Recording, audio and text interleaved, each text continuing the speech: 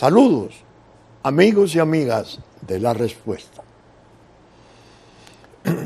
Otra mala noticia de algo que ocurriera en la semana que significa una pérdida muy sensible para la República. Un profesional del derecho distinguido, consagrado, maestro, que escribiera libros importantes de gran utilidad para el ejercicio especialmente de los abogados jóvenes.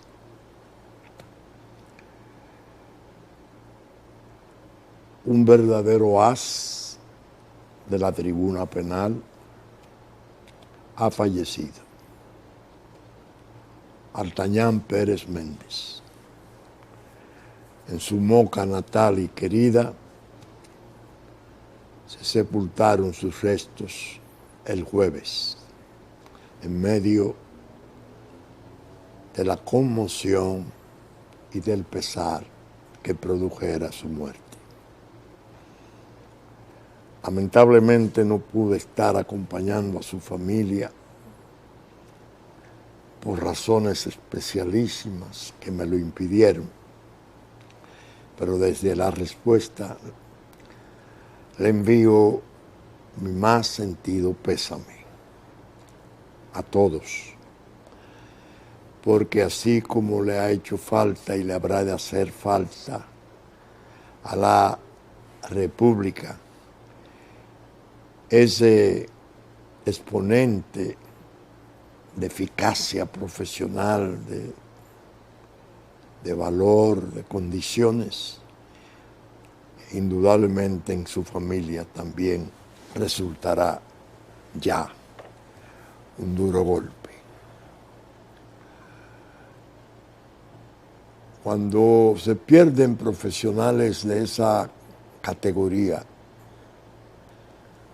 como ahora recién perdiéramos a Lupo Hernández Rueda, maestro también laboralista importantísimo, con libros escritos. Artañán como Lupo, uno en un campo, otro en otro, eran activos de la nación. Verdaderos juristas. Esos merecían el título de juristas. Bien, que Dios acoja en su santo seno el alma del querido amigo y colega Artañán Pérez Méndez. Paz a sus restos. Bien, como siempre, en el umbral de cada programa tengo que hablar del tema y decirles a ustedes cómo he podido seleccionar el tema y después tratar de explicar por qué lo seleccioné y la utilidad que pueda tener su tratamiento. En el diario El País apareció una publicación muy destacada el 11 de noviembre del 2007, una entrevista que se le hiciera al señor James Hunt, que es el encargado de la Agencia Antidroga de Nueva York, la DEA, un policía muy experto, muy distinguido, según lo describen, con muchas horas de vuelo. El País quiso entrevistarlo y dedicar un espacio importante de ese diario a esa entrevista. La tituló de este modo, que era la mejor manera de atraer la atención de muchos. La mafia perdió el negocio de la heroína por los colombianos y los dominicanos. El agente especial alerta de que interceptan en Nueva York 10 veces más heroína que hace 7 u 8 años. La ciudad es el gran hub en Estados Unidos. Yo leí 2 veces la entrevista. Para mí resulta irreprochable en el sentido de que es un oficial de vastísima experiencia el que está opinando. Sin embargo, me llamó la atención. Primero, el país buscando esa entrevista y ese titular. Es el mismo diario importantísimo que lo recibimos aquí, de España, en el que han aparecido tantos vómitos contra la República Dominicana, colaboraciones obscenas, degradando al pueblo nuestro, presentándonos como racistas, persecutores, xenófobos. Bueno, el apartheid del Caribe, nazis, la esvástica nazi puesta sobre la parte de la isla que ocupamos. Va a Nueva York su reportaje, su reportero, su corresponsal, y hace esta entrevista. El señor Gon, con todo el respeto que pueda merecer, es muy insistente en el papel de los dominicanos. Y explica, cuando le preguntan, la voy a leer con paciencia, porque le voy a dedicar todo el tiempo necesario a esto, porque esto tiene implicaciones delicadas en todo sentido. Pero ¿quiénes llevan el negocio aquí?, le pregunta el reportero. Ha cambiado, dice.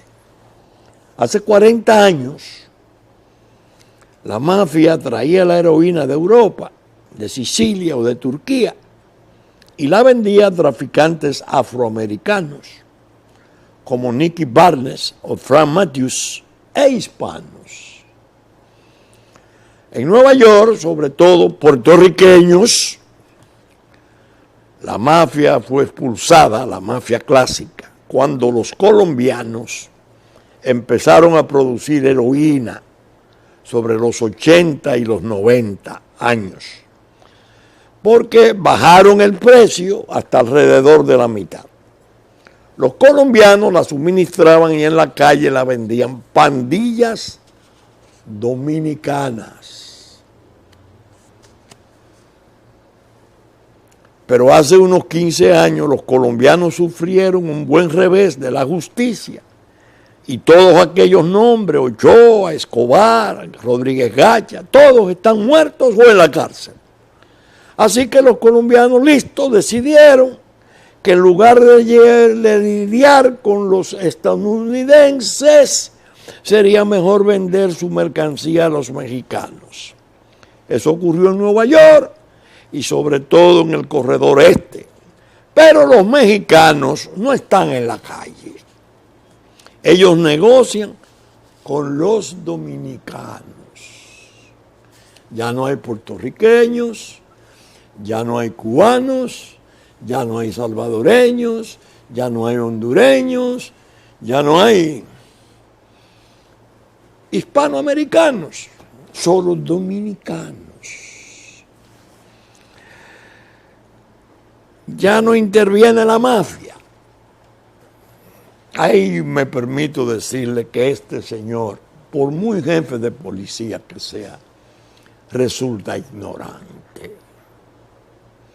Porque decir que la mafia, la cosa nostra, se apartó, se alejó del negocio, porque los colombianos le vendieron a los mexicanos y los mexicanos se entienden con los dominicanos.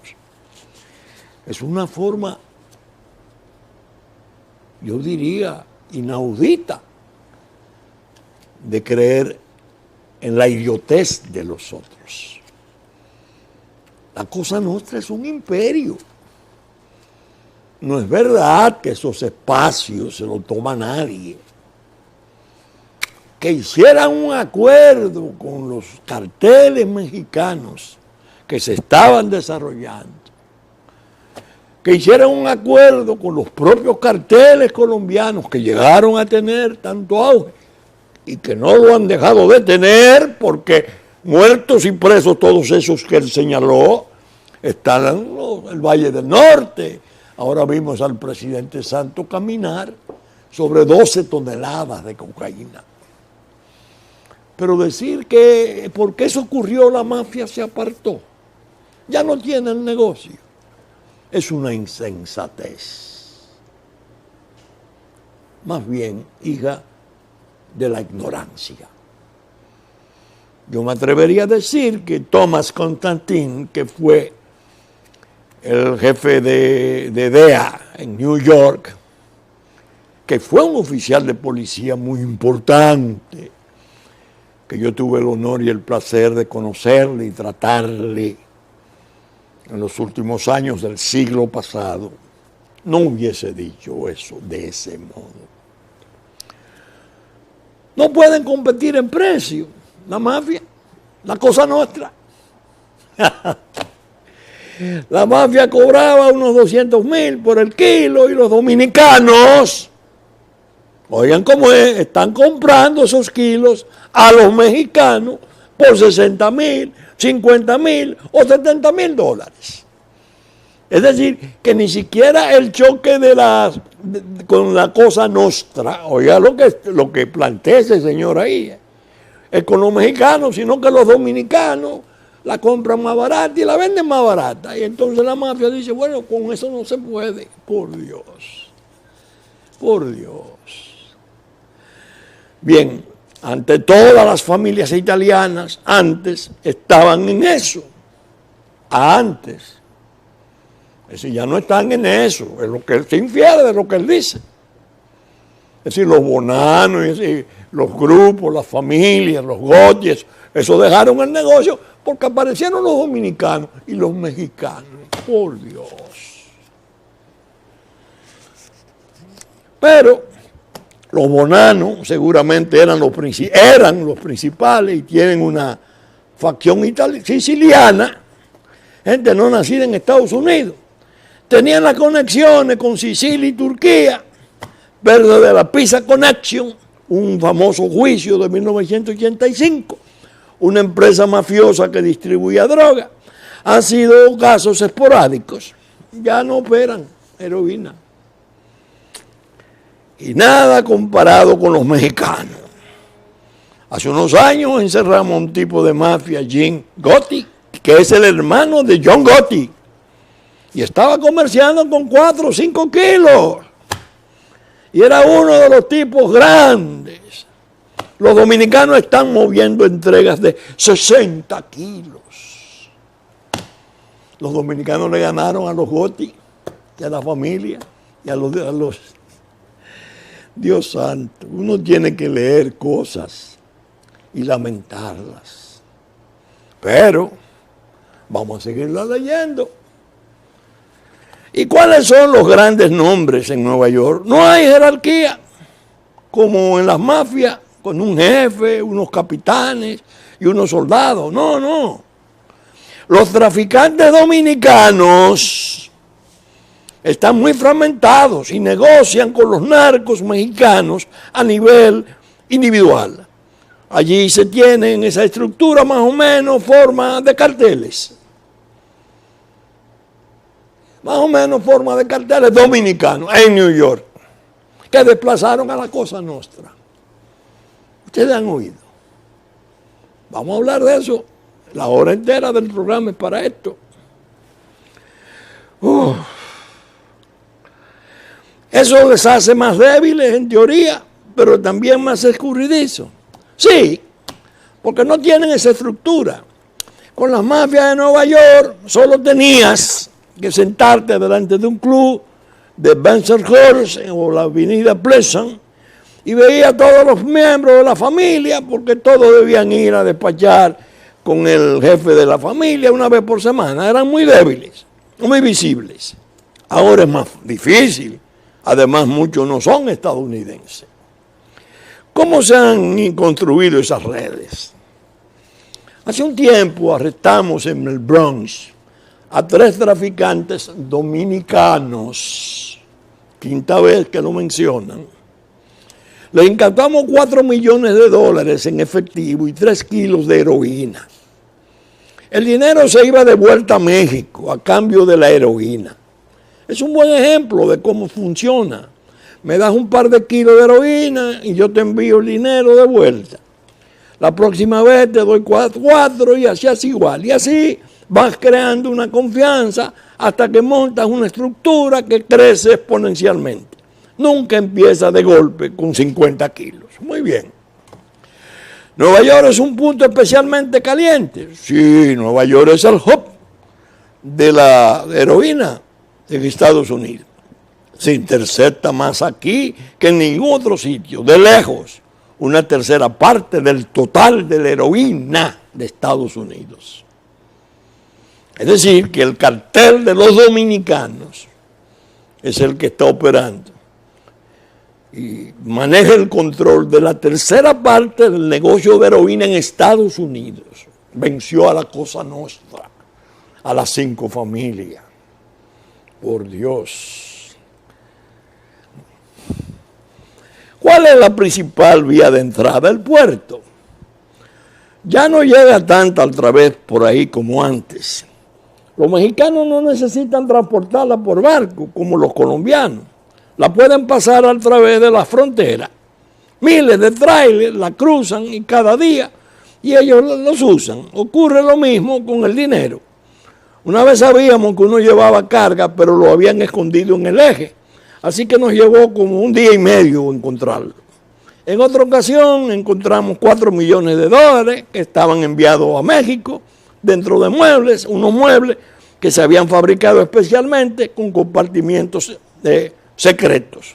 También hemos descubierto muchos túneles. ¿Cómo es la colaboración con las autoridades mexicanas? Mexicana, pregunta el corresponsal. Muy buena, trabajamos estrechamente, han recorrido un gran camino, han avanzado mucho en la lucha contra los narcóticos. México, oiga cómo es el asunto.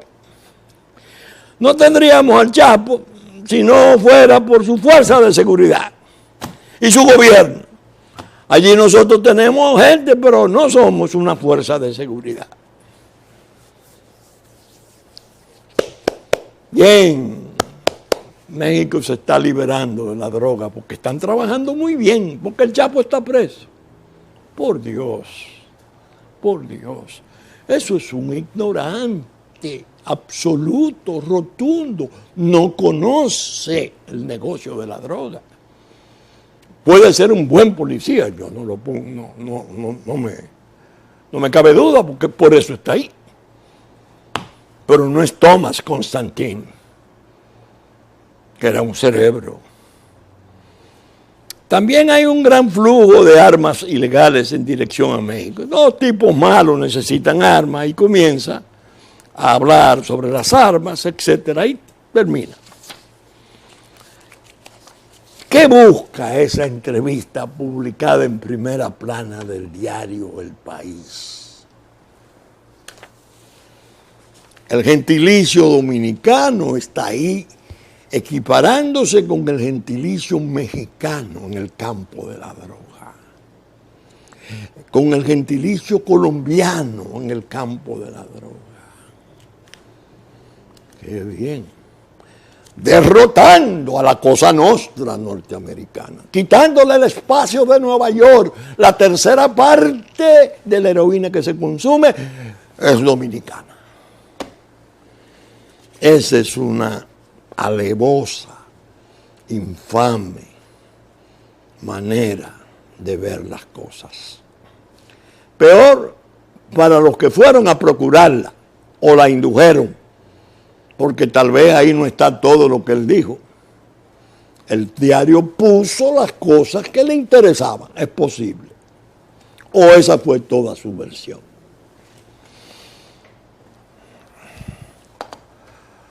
Nos quieren colombianizar, mexicanizar al mismo nivel. Somos el apartheid del Caribe. Esta es una zona de perdición. Es una especie de estado colapsado, un narcoestado. Y lo dicen autoridades norteamericanas policiales que bregan con el cartel dominicano en Nueva York.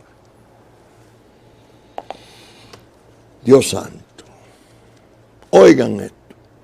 ¿Cuál es, entiendo yo, mi obligación? Hacer una exhibición sin que se entienda que es vanidosa. Porque a mí no me interesa alabarme ni ufanarme, no. Una exhibición necesaria para que ustedes, dominicanos especialmente los que están residiendo en Estados Unidos, que son cerca de 1 millón, según se dice, donde hay tanta gente buena y generosa y trabajadora, que ya, dice la prensa, por otro lado, están confrontando problemas para ir a un banco a solicitar un préstamo o hacer un depósito, porque ya el gentilicio dominicano es un sinónimo de crimen.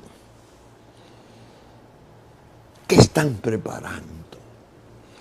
Deprimiendo la imagen de este pueblo totalmente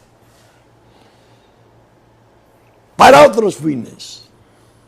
Porque tenemos el estado colapsado de Haití, que ese no hay duda, ese está aprobado en estadística, en documentos, en vuelos criminales no suprimidos, todo eso, para la operación final que tienen los grupos de geopolítica, de terminar con esa necedad de un Estado llamado República Dominicana. Una necedad. Lo que viene es algo distinto, un Estado binacional, posiblemente equiparado con Haití, dominico-haitiano. Qué conjura, qué trama tan tremenda, cuánto cinismo y cuánta perversidad y vileza en ese tratamiento.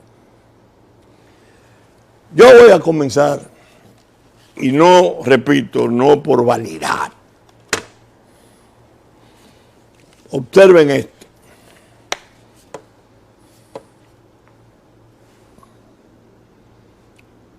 ¿Se está enfocando bien? Ahí hay 3 personas. El presidente Fernández, el general Barry McCaffrey y el productor de La Respuesta, Marino Vinicio Castillo, que resultaba galardonado y reconocido como presidente del Consejo Nacional de Drogas en un acto especial llevado a cabo en el Palacio Nacional.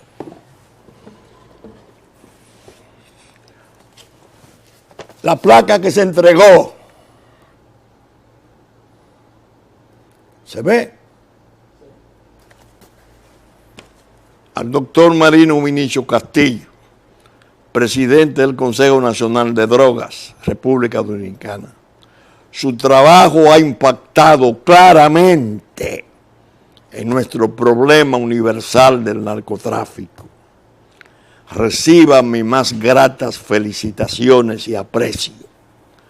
26 de mayo de 1998. Barry McCaffrey, director de la Oficina Nacional de Lucha Antidroga de la Casa Blanca. Esperen.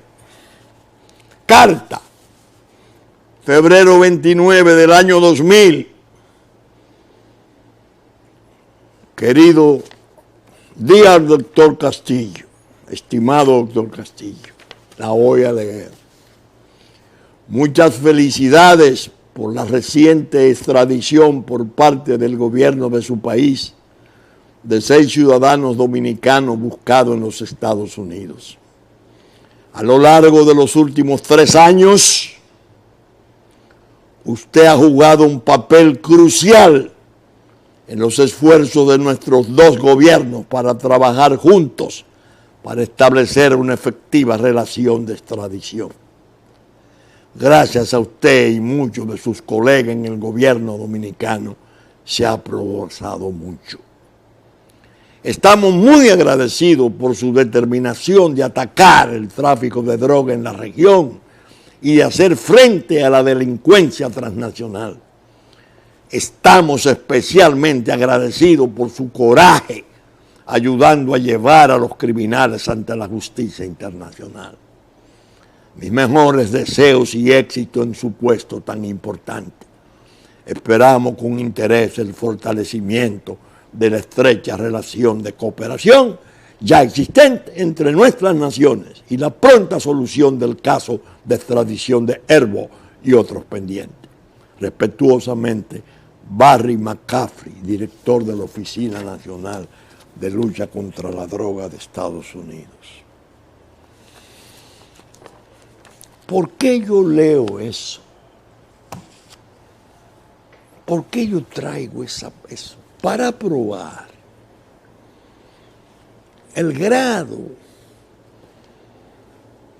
el nivel que nosotros alcanzamos en la lucha antidroga al año 2000. Yo serví en el Consejo Nacional de Drogas del 96 al 2000. Hablo para los muy jóvenes.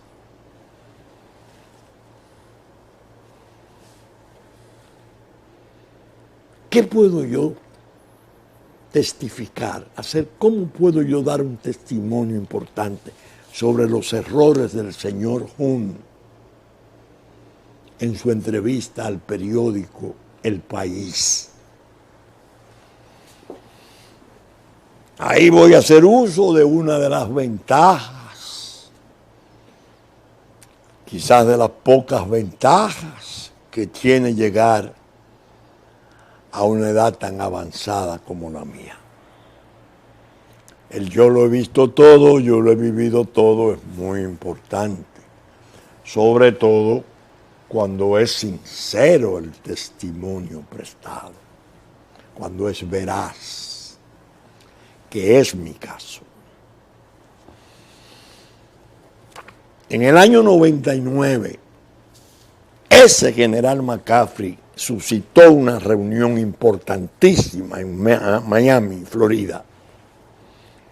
Fue el señor Constantin de DEA, todas las agencias de Estados Unidos, aduana, todos estaban representados, más todos los responsables y titulares de la lucha antidroga de América Latina.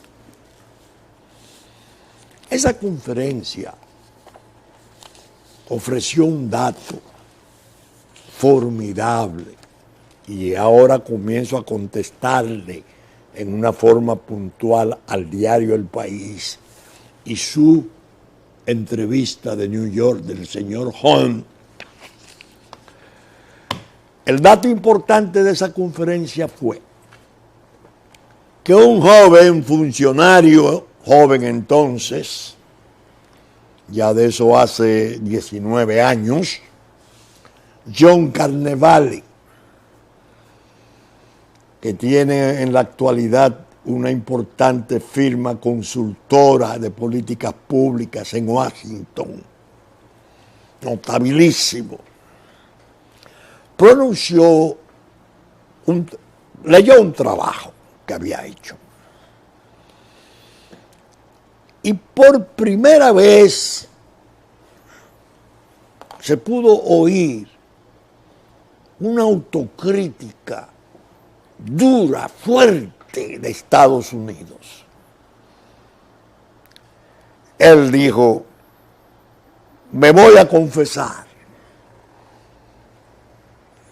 Y con esta confesión hablo en nombre de mi gobierno y de mi pueblo.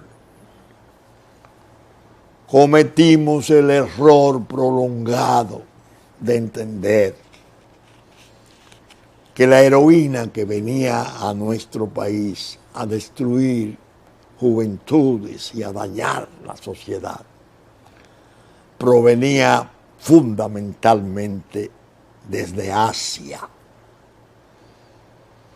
Estuvimos concentrados en toda la costa del noroeste, desde Seattle, desde Oregón a la California, todas esas ciudades grandes. Incluso teníamos dispositivos importantes coordinados con Canadá en Vancouver. Y estuvimos un largo tiempo en el error de entender que era de allí de donde venía la casi totalidad de la heroína, de Asia, de Tailandia, del sureste de Asia. Y nos hemos encontrado con que nos equivocamos. La verdadera provisión venía de México. Entonces comenzó a describir en un PowerPoint las estadísticas de ingresos de lo que venía por el noroeste, supuestamente de Asia, y lo que venía de México, desde el sur.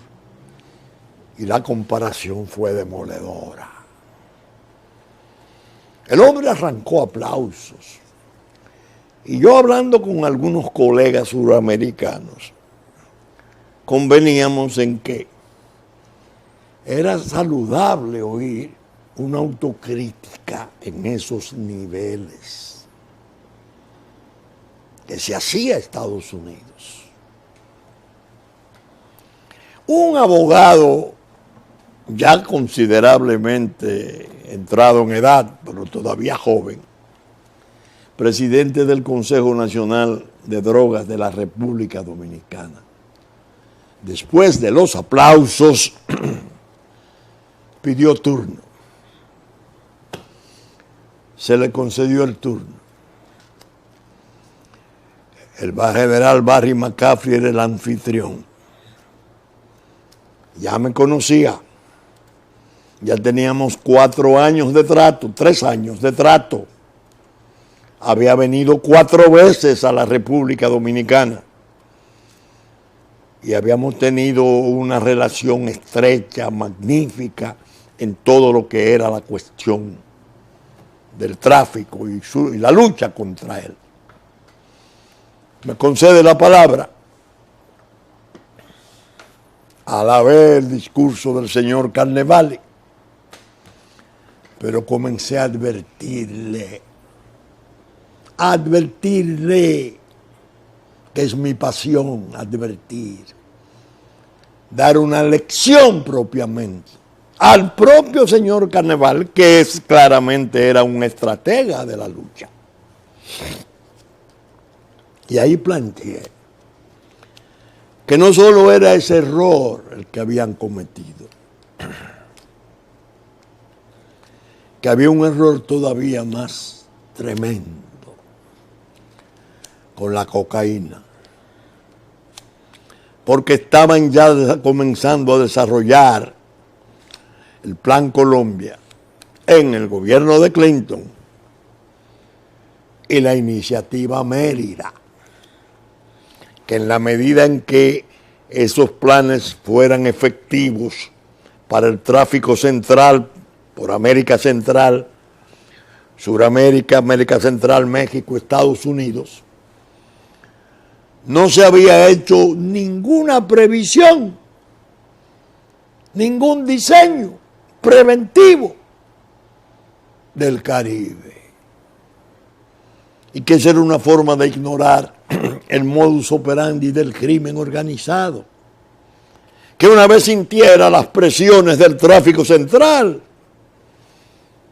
se desplazaría giraría hacia el Caribe, que nosotros estábamos a poca distancia de Puerto Rico, que Puerto Rico era la frontera de entrada, que teníamos aeropuertos internacionales importantes, que teníamos puertos de gran calado, que teníamos un estado colapsado al lado, el de Haití, y la posición geográfica nuestra nos iba a devastar.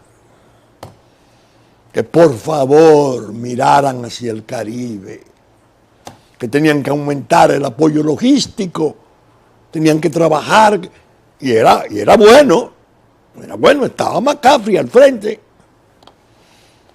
Bueno, un abogado replicando, como si estuviera en estrado. ¿Cuál fue mi alegría? Mi alegría de siempre, con la cual moriré agradecido. Lo que el general Barry McCaffrey dijo después, dándome totalmente la razón y diciéndole a los centroamericanos desde su tribuna y diciéndole a ellos lo que eso significaba y quién era yo para poder decir esas cosas y cómo él había apreciado la calidad de mi trabajo. Óigame, fue un evento enorme. ¿Qué pasa? Que al leer ahora la entrevista de los operativos de Nueva York, lo que a mí me ocurre es que en gran medida tengo que hacer un esfuerzo para no enojarme. ¿Por qué? Porque vino el 2001, vino el desastre, el ataque terrorista de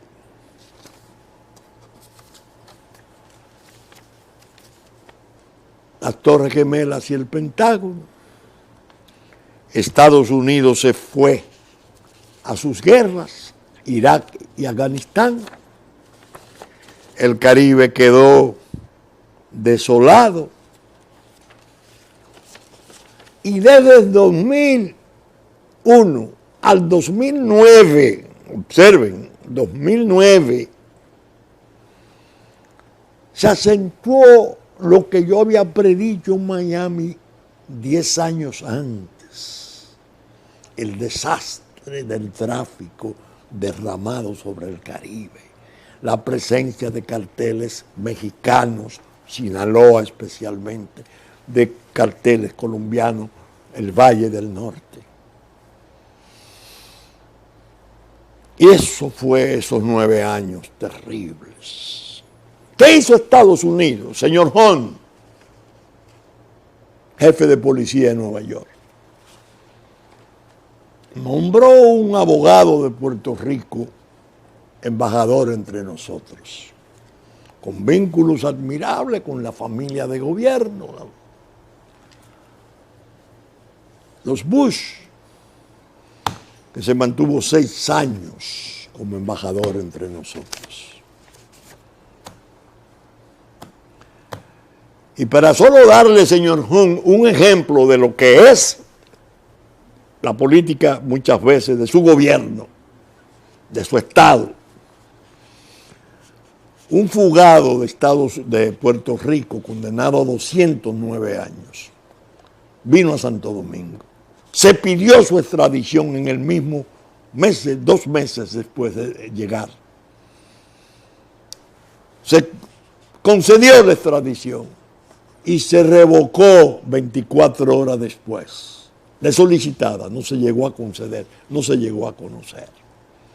Y ese hombre permaneció hasta el 2009 en el país operando. Figueroa Agosto. Sondearon todo lo que tenía que sondear. Hubo casos en que en un tribunal, jóvenes dominicanos, uno de ellos muy valeroso dijo, yo lo conocí en compañía de funcionarios de la embajada norteamericana.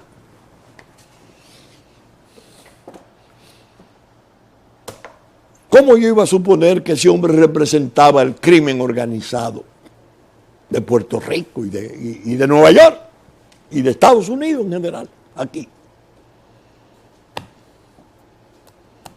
Eso vino. Ahora bien, al general McCaffrey, yo siempre lo distinguí porque he dicho muchas veces que estos oficiales norteamericanos, héroes de guerra, gente templada en las guerras, tienen una virtud: son sinceros, son abiertos, son francos, no sinuosos como los políticos de su diplomacia.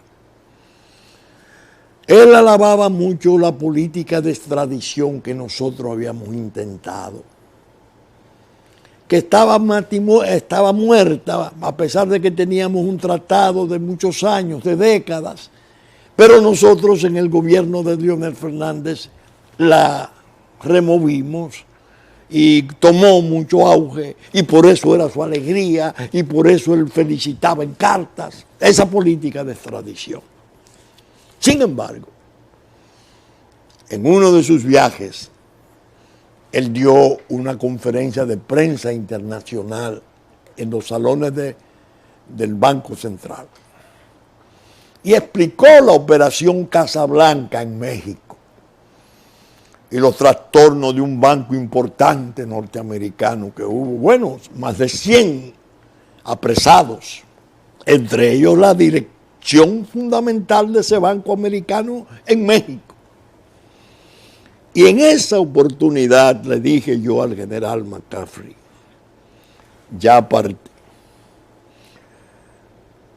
que había comenzado a recibir noticias de que allá había defectuoso tratamiento para los extraditados, porque allá tienen una afición por aprovechar el testimonio de arrepentidos o de testigos de la reina, que es el arrepentido, y que le daban un tratamiento de favor muy benigno a quien confesaba lo que era y lo que no era, y ayudaba a las investigaciones.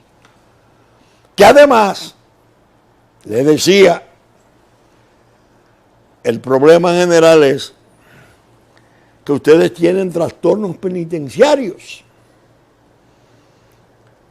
y se deshacen rápidamente, a corto plazo, de los extraditados, pactan con ellos.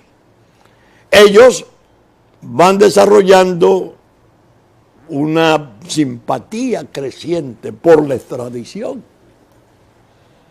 Eso es en el 99. Oigan eso.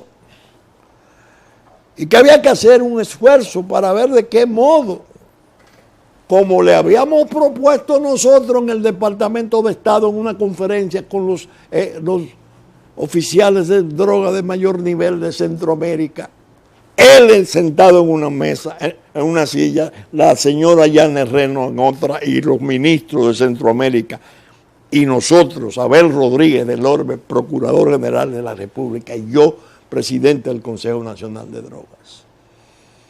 Le recordé: ¿usted recuerda lo que yo le propuse? Abel y yo hicimos una minuta, un tratado bilateral con ustedes, nuevo.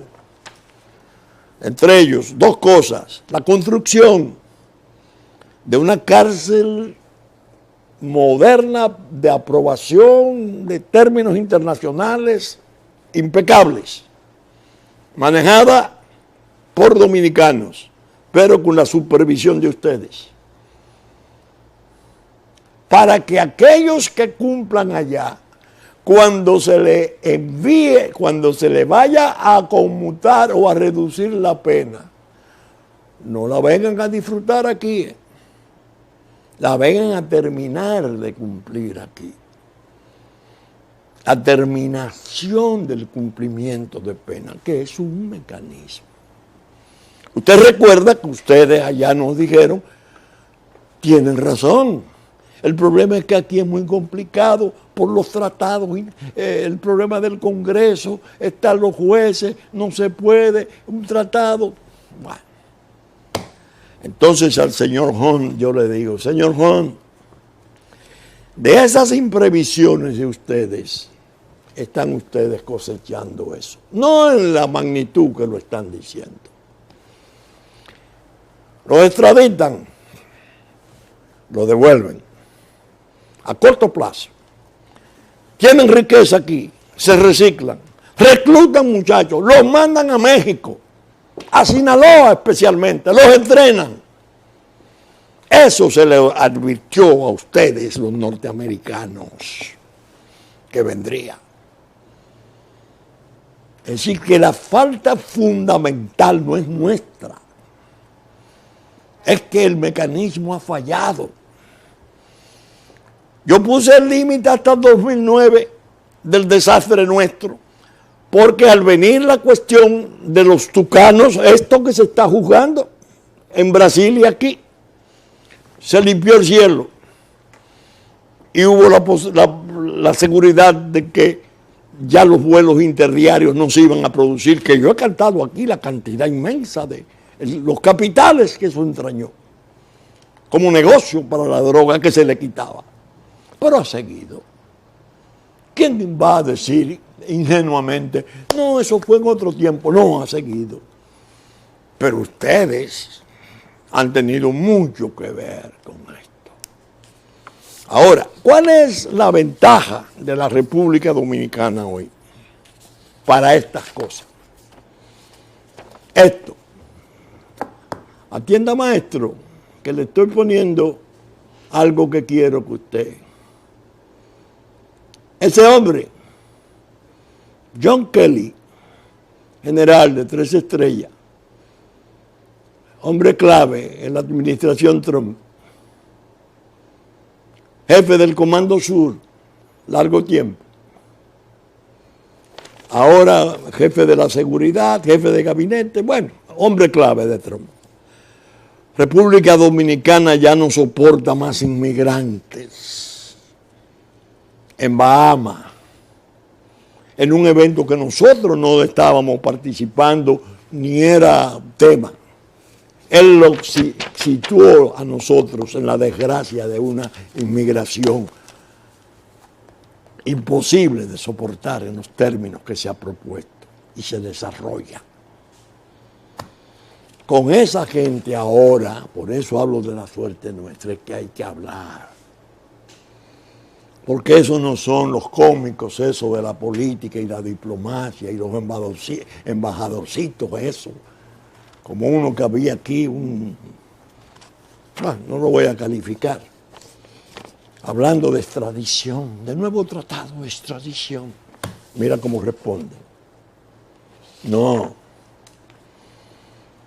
Nosotros, es cierto, seguimos siendo peligrosamente situados como estamos en el Caribe. Un pivote para Europa, para América del Norte, que la droga no cesa. Se ha luchado, se está haciendo. Ahora vemos una serie de operativos importantes, tanto en Colombia como aquí. Ahora, ¿por qué yo doy todo este testimonio? Para decirle al señor Hunt, infórmese mejor de los antecedentes cuando vaya un periódico de esos a recabar sus impresiones, sobre todo cuando sus declaraciones pueden ser tomadas para destrozar un gentilicio, el de dominicano. Eso no se puede admitir. Tenemos el trastorno. Ustedes son corresponsables. Si sus jueces no hacen el tratamiento benigno, ese que hicieron con Quirino, y con toda la banda de Quirino que está aquí, ¿creen ustedes que esa gente han perdido la opulencia? Los capitales. ¿Ustedes lo creen? No, lo tienen. Pero no así, no, hay decenas así. ¿Cuántos han traído? ¿Cuántos han traído en las repatriaciones que hacen? Miles, miles, miles.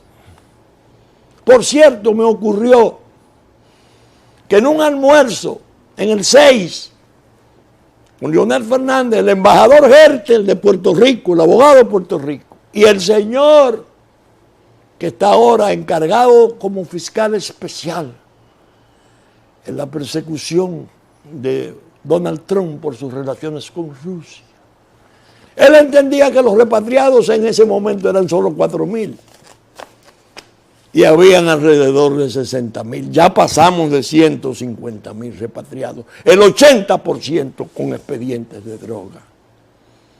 ¿Qué es lo que nos están entonces imputando?